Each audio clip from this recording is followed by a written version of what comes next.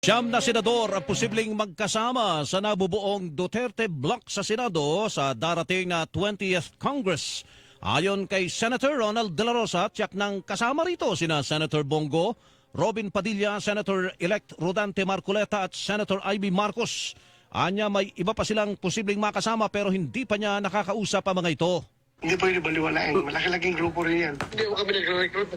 Nagsasound off lang. Kaya ni Aimee, nagsound off siya na gusto niyang sumama sa amin. Ang pagkakabo nito ay posibleng may implikasyon sa impeachment trial ni Vice President Sara Duterte. Kailangan kasi ng 9 na boto para ma-acquit ang Vice Presidente. Ngunit sinabi ni De La Rosa na mas mainam kung hindi na matuloy ang impeachment trial. Pero pinaghahandaan na umano niya ang magiging papel bilang Senator Judge. Mas maganda sana kung hindi na para makafocus kami sa mga development efforts para sa ating bansa at hindi natin magkawatak-watak.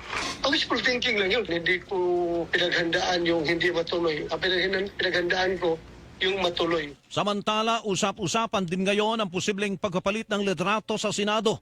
Ayon kay De La Rosa, wala pang napag-uusapan ang Duterte Bloc kung sino ang susuportahan nilang senador para maging Senate President. Ngunit hindi naman anya mahalaga kung sino ang leader ng Senado pagdating sa issue ng impeachment. Immaterial na yan eh. Kasi ang titingnan natin dito sa individual members of the Senate.